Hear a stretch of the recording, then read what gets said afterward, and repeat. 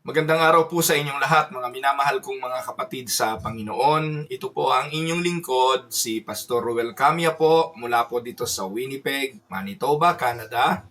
Para po sa ating pag-aaral ng salita ng Diyos ngayon pong umaga, welcome po sa Tinig ng Pag-asa. Bilang pagpapatuloy po muli ng ating pag-aaral sa aklat ng mga gawa na isinulat ng apostol na si Lucas, ay atin pong ipagpapatuloy sa pamagat na The God Who Knows the Heart. Nasa chapter 5 na po tayo. We will be studying verses 1 to 11. At samahan po ninyo ako, atin pong basahin ang mga talata. Now, a man named Ananias, together with his wife, Sapphira, also sold a piece of property. With his wife's full knowledge, he kept back part of the money for himself, but brought the rest and put it at the apostles' feet. Then Peter said, Ananias, how is it that Satan has so filled your heart that you have lied to the Holy Spirit and have kept for yourself some of the money you received for the land? Didn't it belong to you before it was sold? And after it was sold, wasn't the money at your disposal? What made you think of doing such a thing? You have not lied just to human beings, but to God. When Ananias heard this, he fell down and died, and great fear seized all who heard what had happened. Then some young men came forward, wrapped up his body, and carried him out and buried him. About 3 hours later, his wife came in, not knowing what had happened. Peter asked her, Tell me, is this the price you and Ananias got for the land? Yes, she said, that is the price. Peter said to her, How could you conspire to test the Spirit of the Lord? Listen, the feet of the men who buried your husband are at the door, and they will carry you out also. At that moment she fell down at his feet and died.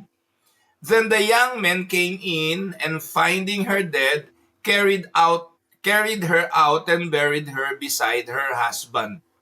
Great fears seized the whole church and all who heard about this event. Pagpalain nawa ng Panginoon ang kanyang mga banal na salita na sa araw na ito ay ating pagbubulay-bulayan. Mga minamahal na mga kapatid, in our modern day, in our times, many people approach the church casually. Many people see it as just another gathering, some a social club, or a place for entertainment sometimes. Yung iba naman, look at it as a place of encouragement. Nandun yung idea na ano ang mapapakinabangan ko sa simbahan, ano ang makukuha ko sa church gathering, instead of thinking anong maiaambag ko at ano ang aking kontribusyon bilang bahagi ng katawan ni Kristo. In the book of Acts, chapter 5, 1 to 11, we are reminded that the church is not man's idea, but God's household. Paulit-ulit ko po itong ipapaalala. Ang iglesia ay hindi creation of the mind of human. Ang iglesia ay hindi gawa ng tao. Ang Diyos ang siyang nag-establish nito bilang kanyang sambahayan. The church is the family of God, the household of God, and God is the one who established it. It is holy in the sight of God, because the Lord Himself dwell among His people. Yan po ang simbahan. So, every revival of God's Spirit brings both blessing and danger. Huwag niyo tong kalimutan. Bawat pangyayari sa buhay ng simbahan, may hatid itong pagpapala at may hatid itong danger. Kaya napakahalaga na bilang mga mananampalataya nauunawaan natin kung ano ang ating role sa simbahan na ating kinaaaniban. Mahalaga na maintindihan natin bilang mga Kristiyano bakit tayo iniligtas ng Diyos. Tandaan, kung saan merong gawain ng Diyos, may gawain din ng demonyo. Where God is at work, the devil is also at work. And the purpose of the devil is trying to corrupt, trying to deceive, and trying to destroy whatever God established. Yun po ang katotohanan. Bagamat, alam naman natin yung realidad that even the gates of hell will not prevail against what God started. Sinabi niya yun sa kanyang iglesia na maging ang impyerno ay hindi magtatagumpay sa kanyang iglesia. Ibig sabihin, yung itinayo ng Diyos hindi kayang gibain ng kahit sino. Pero si Satanas gagawin ang lahat ng kanyang paraan upang ang mga mananampalataya ay hindi makapamuhay ng naaayon sa kalooban ng Diyos. Yun lang ang pwede niyang gawin. Kaya this passage gives us one of the most sobering accounts in the New Testament. Dito lang po nangyari ito sa Aklat ng Mga Gawa at ito po ay magandang tingnan, silipin at pag-aralan para maunawaan bakit nangyari ito sa isang mag-asawa, si Ananias at si Safira. So, dito po ating makikita na God is not only a God who is merciful. We always look at God as somebody who is compassionate, merciful, gracious. Pero nalilimutan natin, sa kabila ng mercy, compassion, and grace of God, there is another edge that we need to look upon. At ano yon? Yung pagiging holy and pagiging just ng Diyos. Bagamat ang Diyos ay mahabagin, siya po ay pag-ibig, siya po ay mapagbiyaya, huwag niyong kakalimutan ang Diyos ay matuwid at ang kanyang paghatol ay matuwid. Kaya the story of Ananias and Safira reminds us that God sees the heart. Walang nakakakita ng puso ng tao maliban sa Diyos. And God, He is not mocked. The sin of hypocrisy is dangerous, not only to the sinner, but to the purity of the church. Yan po yung mahalagang makita natin sa ating pag-aaral. Seryoso ang kasalanan ng pagiging ipokrito.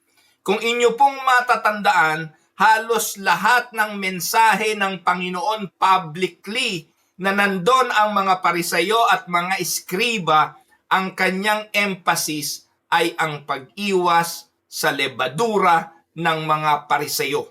What is the leaven of the Pharisees? Yung kanilang lebadura. Yun po'y kaipokritohan. Di ba yung yeast? Do you know the yeast? Di po ba? Yung konting harina, lagyan mo ng konting tubig, lagyan mo ng lebadura ng yeast, kahit na isang kumpul lang yun, mapapalaki yun ng malaki. Mukhang malaki, pero ang laman noon ay hangin. Ganun ang mga tinapay di po ba? Yung ating mga tinapay ay puno ng hangin. Pag kinain mo, puro hangin. Kapraso lang yun, napapalaki. Mukhang malaki yung binili mong tinapay. Kaya nga po mga kapatid, yun ang dahilan kung bakit ang Santa Cena o ang communion bread dapat walang lebadura Bakit? Kasi every time na makikita natin mukhang malaki, nabibigyan tayo ng idea na gusto natin yung malaki, pero ang reality, ito naman ay hindi totoong malaki. Kaipokritohan yun ng tinapay. At sinasabi ng Panginoon na ganito ang mga Pariseyo at Eskriba, sa paningin ng tao mukha silang mabuti, sa paningin ng tao mukhang tama ang kanilang ginagawa, pero sila'y mga yeast. Pinapalaki lang, mukhang totoo, pero hindi naman totoo. Ang description nga ng Panginoon sa mga Pariseyo at Eskriba, para silang mga nicho. Maganda sa labas, malinis sa labas, pero ang laman ay mga bulok na kalansay ng tao. So, here we are going to look at the danger of hypocrisy. At atin pong pag-aaralan ito ngayong umaga. Samahan po ninyo ako. Bakit nga ba namatay si Ananias at si Safira? Ganun ba talaga kalupit ang Diyos na para hindi lang ibinigay ang kabuuan ng pinagbentahan ay pinatay na agad sila? So if you're going to look at it verbatim, plainly according to what you read in the scripture at titigil na kayo sa pagbabasa, sasabihin nyo, ayokong paglingkuran yan Diyos na yan. Napakasama pala ng Diyos na yan. Nakakatakot pala yung Diyos na yan. Pero hindi po yun ang punto na gusto nating pagtuunan ng pansin. Ang ating magiging hamon ngayon ay ang magpakaingat tayo sa mga bagay na ating ginagawa. Baka matulad tayo kay Ananias at kay Safira na ang mga ginagawa'y puro kaipokritohan. But before we plunge into our lesson for today, allow me to give you the context of Acts chapter 5, 1 to 11. Saan ba nanggaling ito? Huwag nating kakalimutan, kahapon tinalakay natin sa Acts 4, 32 to 37, ang magandang larawan ng pagkakaisang meron ng unang iglesia. They were one heart, they have one soul, and they are sharing all things in common. Kung hindi po kayo nakapanood kahapon, panoorin niyo yung kahapong pag-aaral kasi konektado naman po yan. Kasi po iyan ay series nga, hindi po ba? Para hindi kayo maligaw, lagi niyo pong titingnan para maunawaan natin yung ating pag-aaral sa nakalipas nating pag-aaral. At dahil po ang mga mananampalataya ay one heart, one soul, and they shared everything's in common, yung mga mananampalataya, they started selling property. Walang nag-utos nito. Uunawain nyo lang po, no? Hindi po ito pinagkaisahan ng mga mananampalataya. Hindi po ito iniutos ng mga alagad. Hindi po sinabi ng mga apostol na, para may magamit tayo, ibenta nyo mga property nyo, ibigay nyo sa church. Walang ganon. Wala tayong mababasang ganon. Ang mga pangyayaring ito'y randomly naganap, hindi utos, hindi isang batas, kung hindi ito'y naging conviction. Naintindihan niyo po ba yung conviction? Yun pong conviction ay hindi nanggaling sa panunulsol ng sino mang tao, hindi nanggaling sa emotional appeal ng isang pastor. Ito po'y bukal na naganap sa puso ng isang believer na kung saan pinapangunahan ng Espiritu Santo. Na sa kanyang puso, narinig niya marahil ang pangangailangan and the Holy Spirit gave that person a spirit of generosity. Kung maaalala nyo kahapon, inisa-isa natin yan, di ba? Because of their being filled with the Spirit, nag-result ito ng generosity. Ano po ang nangyari? Believers started selling property and bringing the proceeds to the apostles to help anyone in need. So, sa huling talata, ini-highlight pa nga po si Barnabas. Yan po'y pinag-aralan natin kahapon. Si Barnabas was an example of generosity and sincerity. Ang ginawa ni Barnabas, buong bukid niya, ibinenta niya, inilatag niya ang pera sa paa ng mga apostol. Si Barnabas lang ang sinabi na lahat ng kanyang pinagbentahan ay ibinigay niya sa iglesia. Acts 4:36 to 37. Then comes a sharp contrast. Si Ananias at si Safira, instead of sincere generosity, they sought recognition while keeping part of the money for themselves. Wala po namang sinabi sa Bible. Pero if you're going to look at it, nung nakita ni Ananias at ni Safira yung ginawa marahil ni Barnabas, sinabi nung mag-asawa, ganyan din ang aming gagawin. Kasi po, hindi niyo po ba napansin, ini-highlight, only the name of Barnabas was highlighted. Siya lang po yung ini-highlight, marahil yung ibang mga kapatid nagbenta ng ari-arian, ibinigay din sa simbahan ng iba. Hindi nila ibinigay lahat. Nagbigay lang sila nung ipinasya ng kanilang puso kasi gano'n naman ang prinsipyo ng pagbibigay. Pero ini-highlight si Barnabas kasi siya lang ang binanggit na lahat ng kanyang pinagbentahan, wala siyang isinubi, ibinigay niyang lahat sa simbahan. At dahil doon, iba palakpakan nun mga kapatid. Iba ang palakpakan nun. At dahil doon, si Barnabas ay tumanggap ng pagkilalang higit sa kanino man.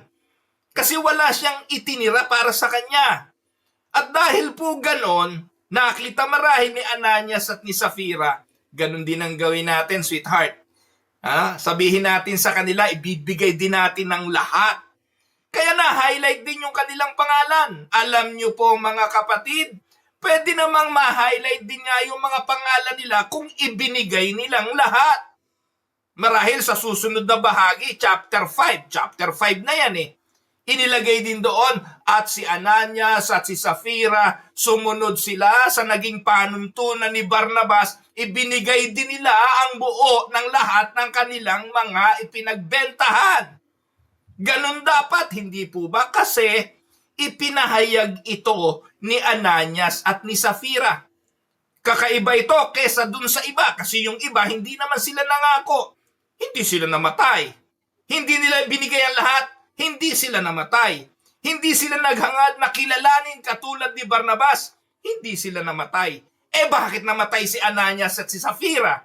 So therefore, ang konklusyon natin, naghanap sila ng pagkilala katulad ng pagkilalang ibinigay kay Barnabas. Opinyon ko lang yon mga kapatid. At later, titingnan natin sa mga talata kung ganun nga marahil ang nangyari. So, mga kapatid, their sin, look at this. Their sin was not in holding back part of the money.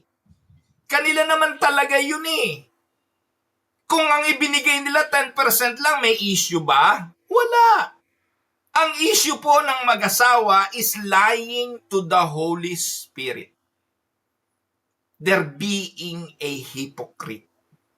Ating pong aralin mga kapatid. Let us go one verse at a time para ating lubusang maintindihan ang pag-aaral natin ngayong umaga. Let us go to the verses and look at the scene of Ananias and Safira. Ano sabi ng verse 1 and 2 ng chapter 5? A man named Ananias, pinangalanan siya katulad ni Barnabas, together with his wife Safira, pinangalanan din katulad ni Barnabas, also sold a piece of property with his wife's full knowledge, with the intention of keeping back part of the money for himself. So, yung word na also sold a piece of property pertaining to the reality na ang kinokopya, ang ginagaya ay si Barnabas.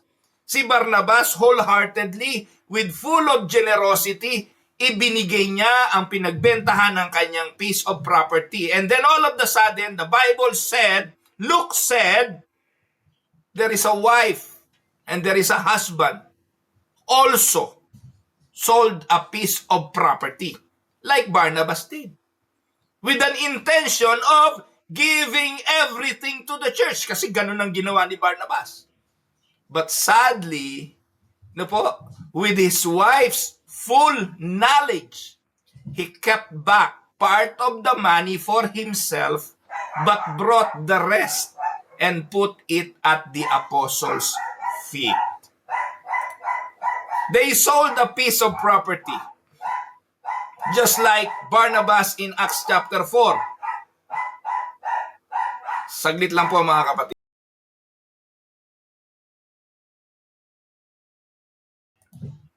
Yan.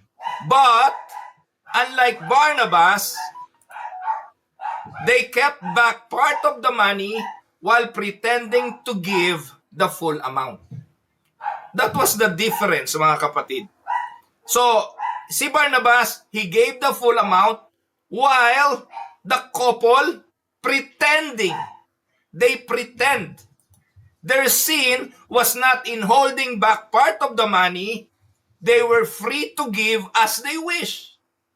Ang kanilang kasalanan ay hindi naman yung pagkuha ng pera. Malaya naman sila mga kapatid na ibigay kung anong gusto nila.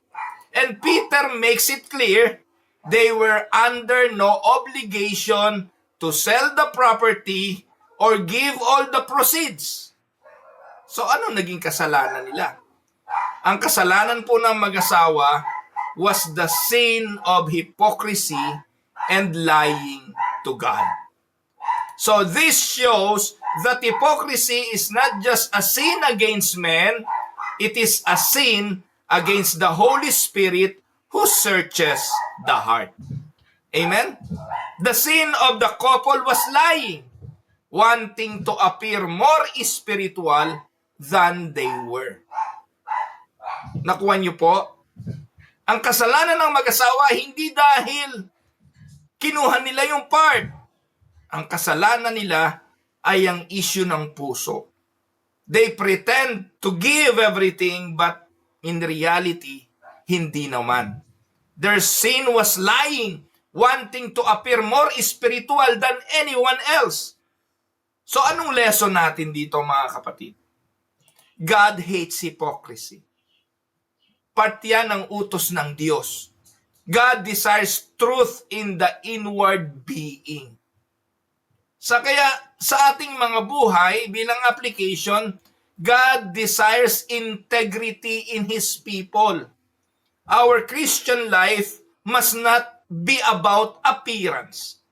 It must not be about seeking the praise of men, but about the sincerity of the heart before the Lord. Kaya nga kung meron man tayong gagawin mga kapatid, sa panahon natin ngayon, ito ang laging paalala Gawin natin ang buong katapatan at ang tanging hinahanap ay ang kalooban ng Panginoon at ang kanyang kaluwalhatian. Alam naman ng Panginoon, nababasa ng Panginoon ang bawat intensyon ng ating mga puso. Alam ng Panginoon kung ginagawa natin ito para lang wag may masabi ang tao. Para lang walang masabi yung ating kapwa. Para lang wag tayong mapahiya kaya tayo minsan napapaulot. Pero alam ng Panginoon ang totoo. We cannot hide from Him. Amen? So in Matthew 6:1-4, ano po ba ang sabi ng talata? Be careful not to practice your righteousness in front of others to be seen by them. Walang kwenta yan, yung ang ating mga paglilingkod, ang ating katuwiran ay pakitang tao. Sabi nga, if you do, you will have no reward from your Father in heaven. Wala na kayong tatanggaping gantimpala. Kapag pinalakpakan na kayo, wala na kayong gantimpala sa Diyos. Tinanggap nyo na yung gantimpala sa tao Pag kinilala na kayo ng inyong kapwa at pinuri na kayo dahil sa inyong ginawang katuwiran, bayad na kayo. Lalo na nga kung ginawa nyo yon para sa tao. Kaya nga ang bilin dito sa verse 2, when you give to the needy, do not announce it with trumpets, as the hypocrites do in the synagogues and on the street. Turo ito ng Panginoon.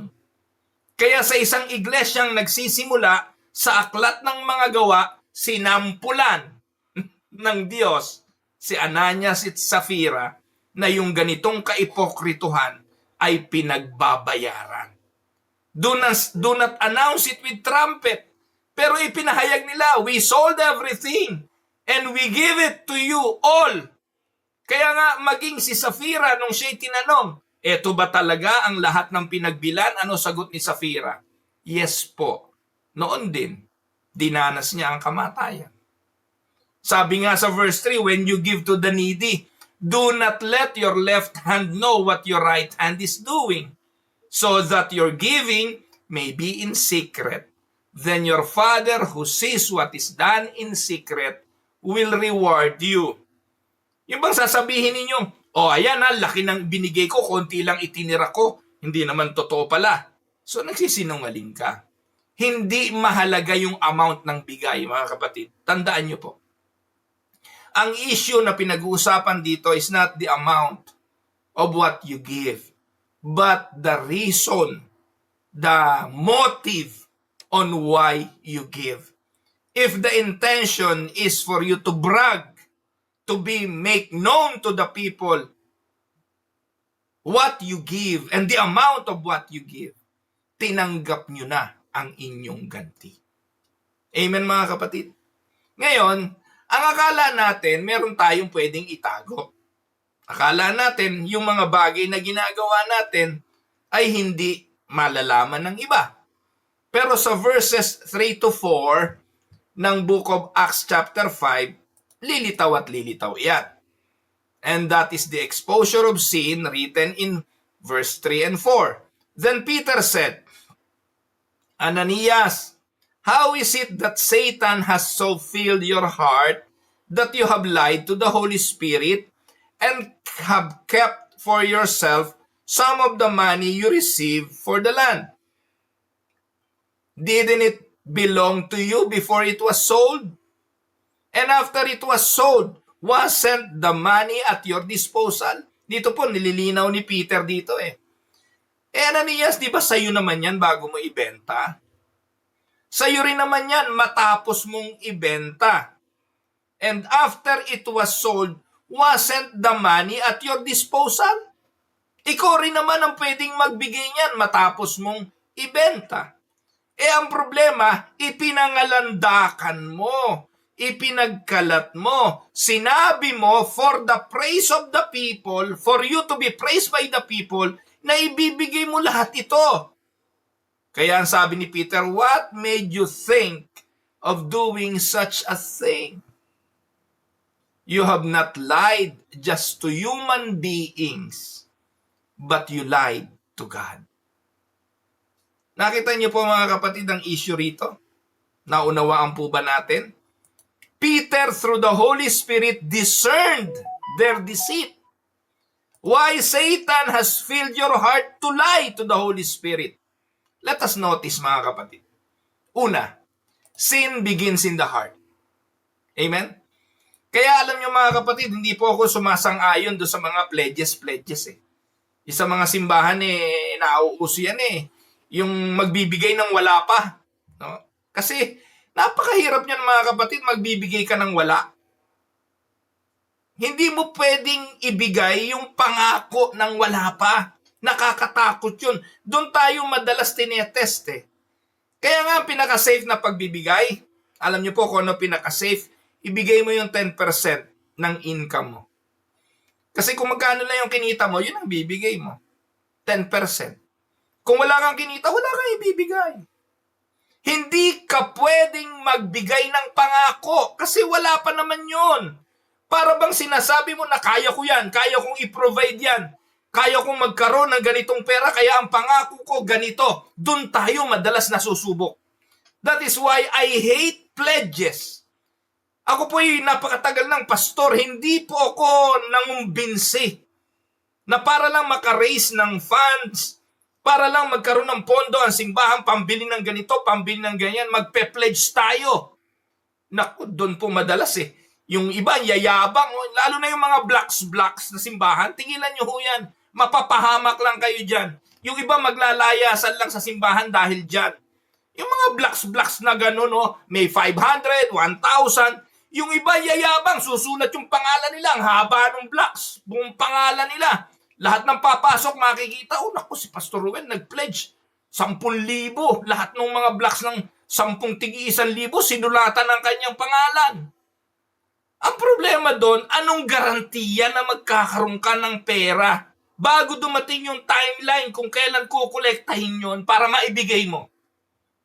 Paano kung hindi dumating yung pagkakataon? Hindi inilaw ni Lord na magkaroon ka ng 10,000. Anong gagawin mo?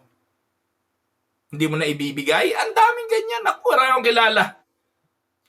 Cheque pa eh. Nagbibigay pa ng cheque. Talbog naman. No? So, kaya hindi po yun maganda. Alam niyo po, pinakamaganda nga, gaya na sasabihin ko sa inyo. 10%, the tithes of what you earn. Kasi nakita mo na yun eh. Kinita mo na yun. At dahil binigyan ka ng Diyos ng kita, ibigay mo sa Kanya yung 10% bahagi ng kinita mo. Kung wala kang kinita, wala kang ibibigay. You are not obligated to give on nothing. Kasi ang Diyos ang nagsabi na siya magpapala sa iyo. Pag pinagpala ka ng Diyos at ikay binigyan ng Diyos ng income, karapatan mong ibigay yon kasi ang Diyos ang nagbigay nun. Pag hindi tinupad ng Diyos, wala kang ibibigay sa Diyos.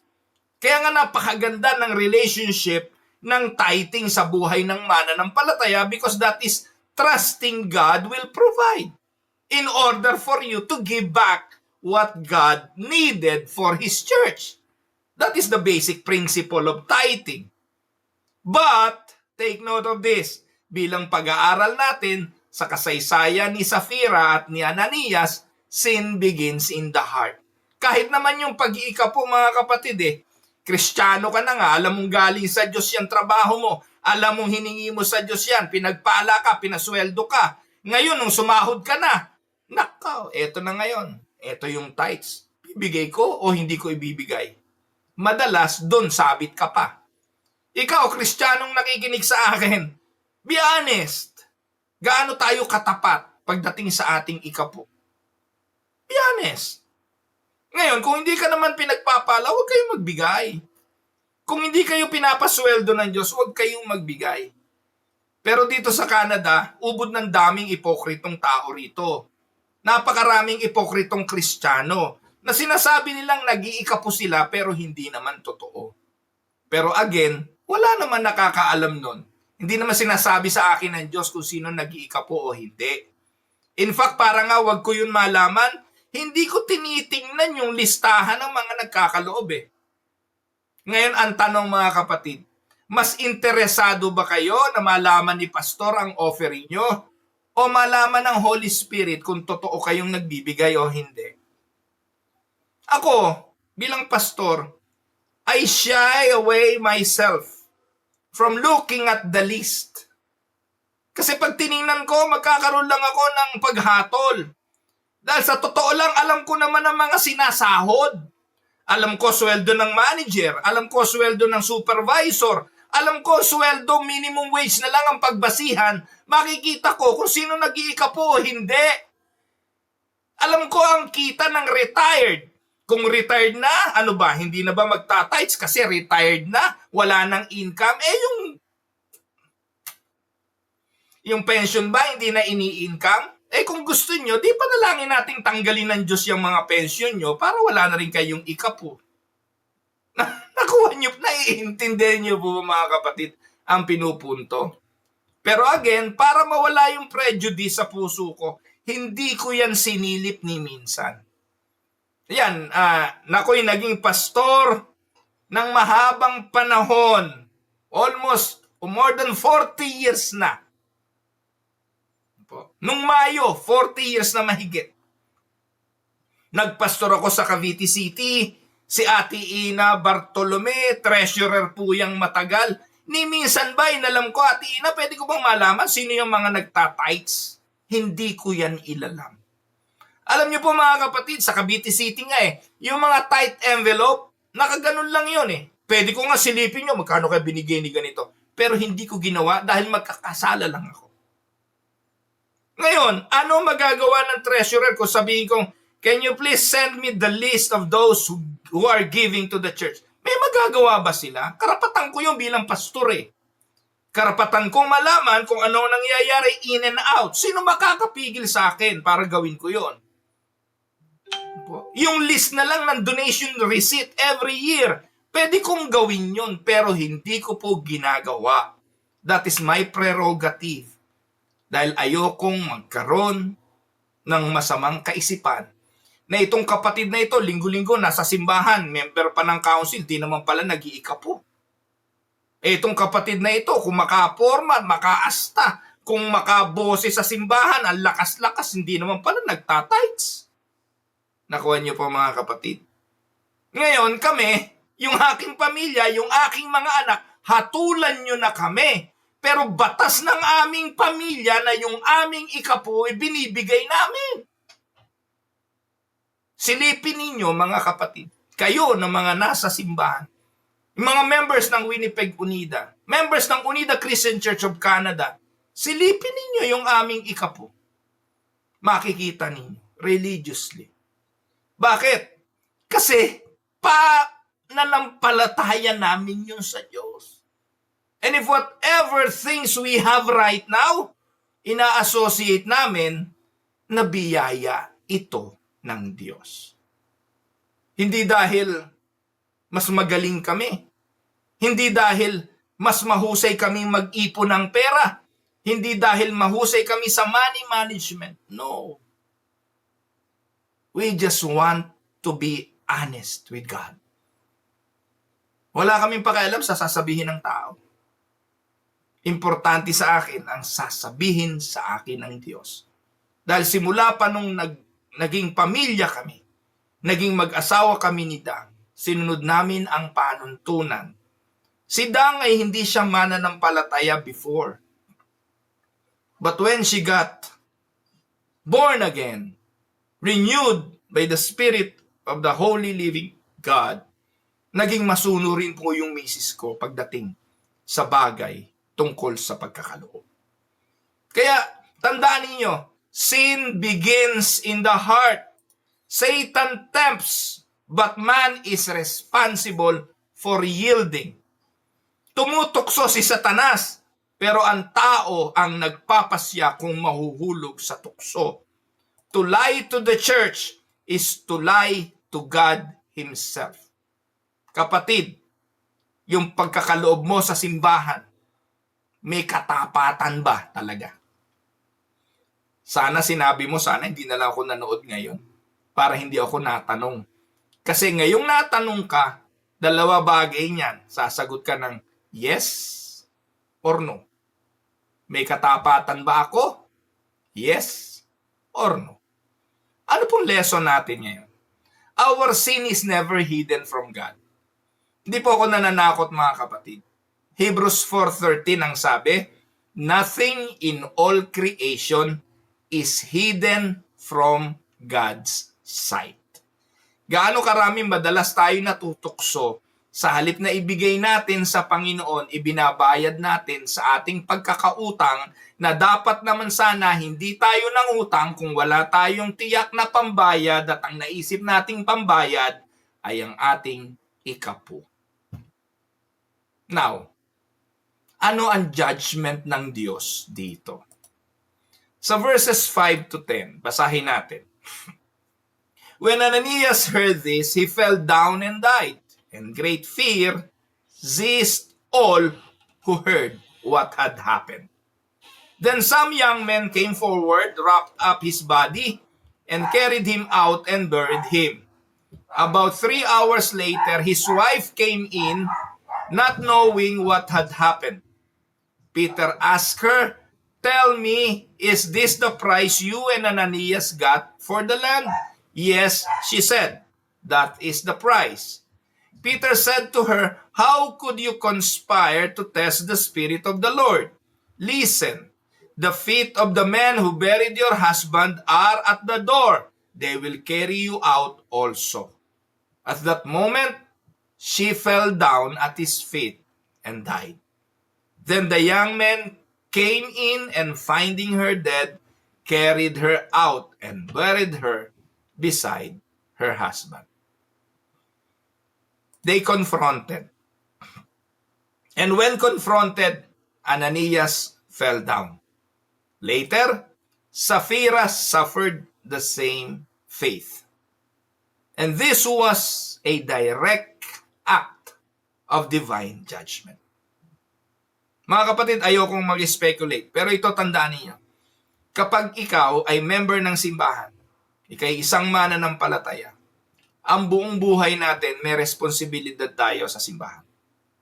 We are member one to another. We are part of the congregation. Hindi lang ito sa usapin ng pera. Usapin ito ng lahat ng ating pananagutan. Meron tayong responsibilidad.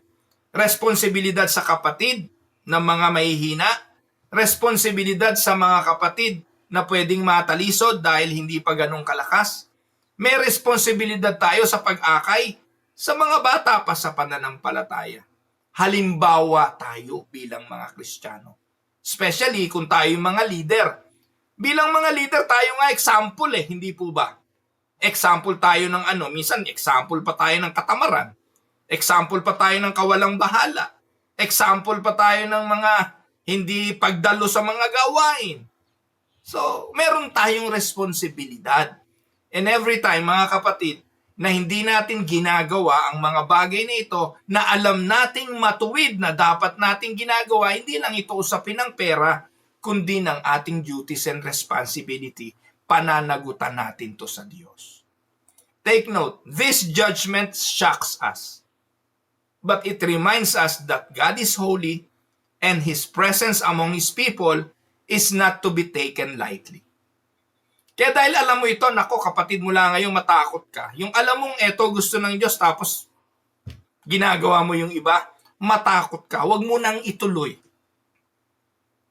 Diba? Alam mo na nga eh. Sinabi na nga sa'yo ng Panginoon. Pinapaunawa na nga yung matuwid sa'yo eh. Ngayon, kung ikaw naman ay hindi tunay na Kristiyano, wala namang issue to eh.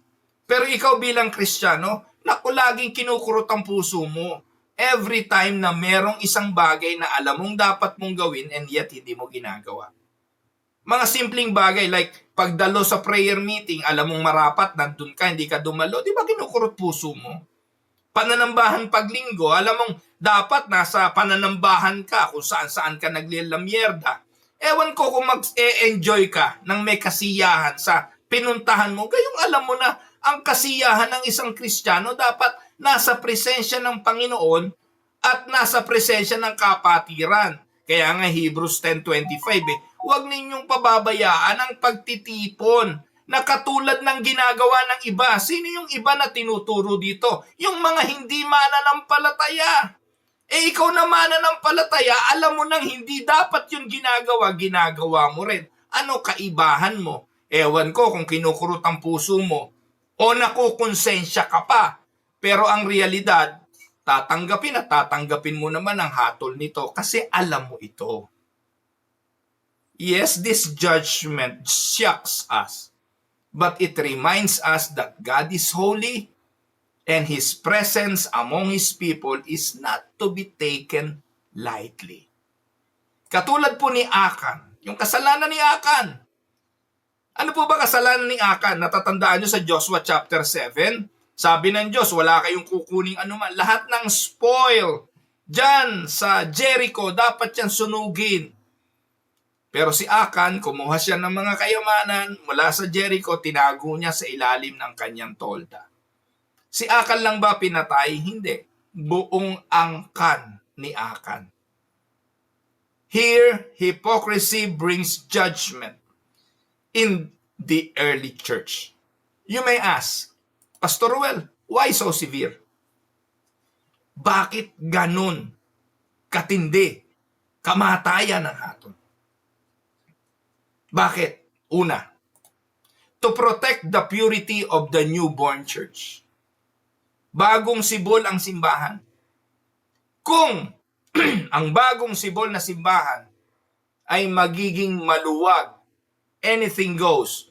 Kung anong gusto ng mga miyembro gawin, hindi pagmumula ng respeto, hindi pagmumula ng paggalang, hindi pagmumula ng takot sa puso ng mga mananampalataya. Lalabas lang na ang simbahang sinimulan is just no other but a fellowship, but a social club. It is just a place to commune together, but there is no holiness. Kaya nangyari ito para proteksyonan ng Diyos na ang simbahan is not something to take lightly. Second, to show that sin against God is deadly serious. Pinakita rito na ang kasalanan laban sa Diyos ay seryoso. And to remind that the church that God is a holy God. Amen? Anong lesson? God's holiness has not changed. Huwag nyo nga kalimutan, sa ano naman pala yan, early church lang yan eh. Hindi subukan nyo. Kayo naman po ang nakakarinig nito eh. Kayo naman po ang nakakarinig ng aral. Di subukan nyo. Wala namang makakapigil sa inyo. If you want to test the holiness of God, then try it, mga kapatid. Though God does not often strike people dead, katulad ngayon, tandaan ninyo, His hatred of sin remains the same. Ang Diyos ay banal, hindi siya nagbabago. Bagamat hindi naman tayo nakakakita, katulad ni Ananias Sapphira, bigla na lang nagbabagsakan dyan. Hindi naman natin nakikita na yung sumuway, bigla na lang bumagsak, namatay. Pero nakikita natin mga kapatid, yung mga masawayin, yung mga palasaway, yung mga pasaway, May consequences naman yan, mga kapatid. I don't know kung hindi nyo napapansin, hindi nyo napag-uunawa. Hindi man physical, hindi man material, pero spiritual, may consequences.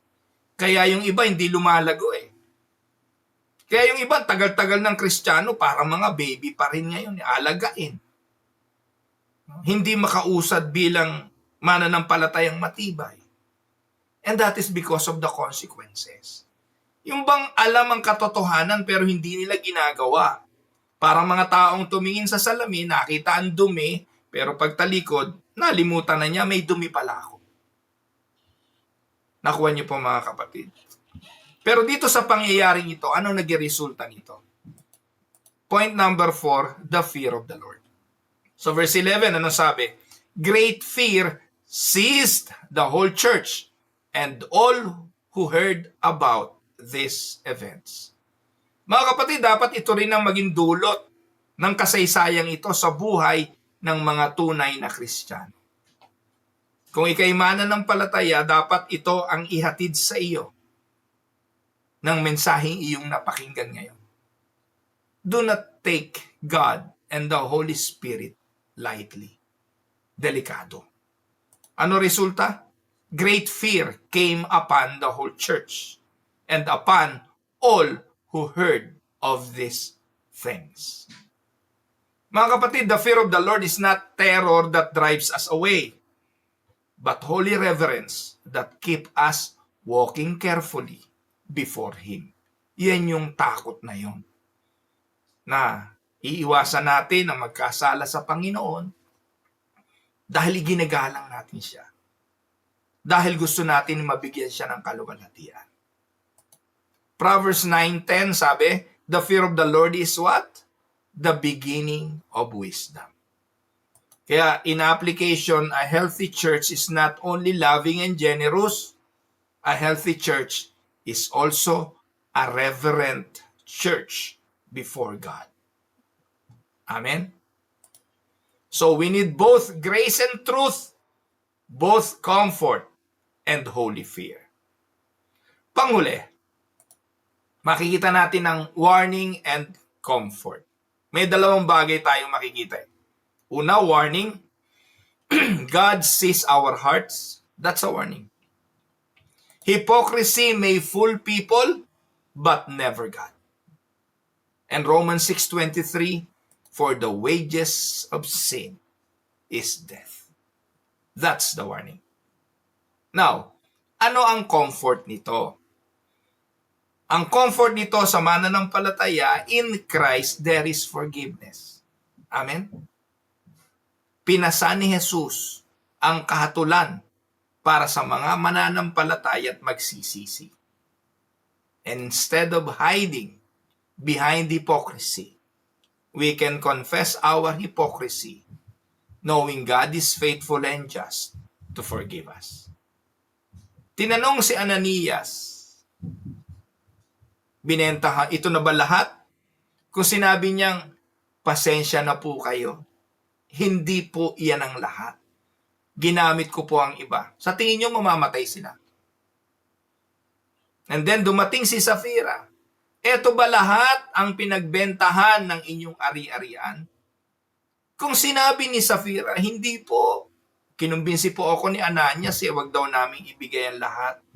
Nagkamali po kami, nagsisisi kami. Hindi na po namin uulitin. Sa tingin nyo, mamamatay sila. Mga kapatid, God is a forgiving God. No sins or any kind of sins that is not forgivable for God. Only the sin of blasphemy to the Holy Spirit. But the blasphemy to the Holy Spirit cannot be committed by a true believer of God.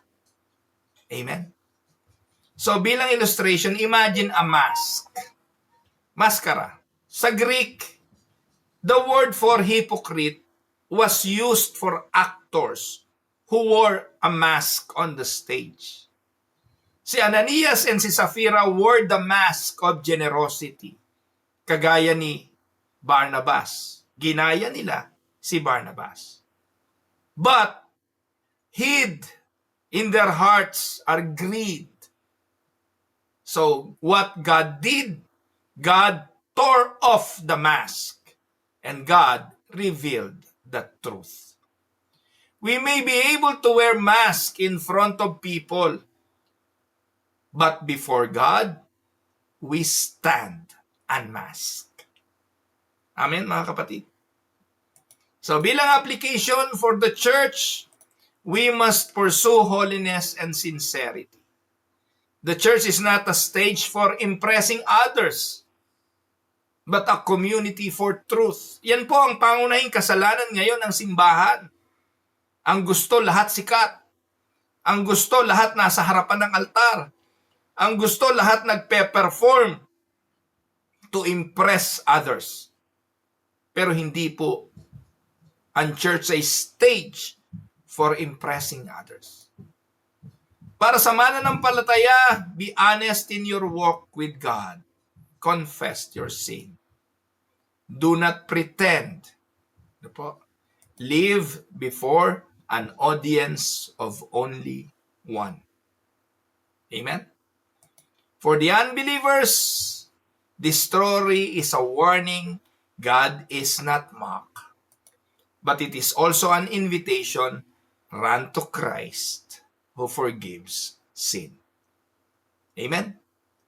Now, bilang conclusion na po mga kapatid, the story of Ananias and Sapphira is not just about judgment, it's about God's holiness. The same God who struck down hypocrisy also raised up His Son to save hypocrites like you and me. Let us live with integrity before Him, knowing that God sees the heart. So, pwede nyo pong gamitin ang reflection questions na ito para sa inyong Bible studies, sa inyong mga pag-aaral, sa inyong mga small group. Why is hypocrisy so dangerous in the life of a believer? How does Acts chapter 5 reminds us of the seriousness of sin?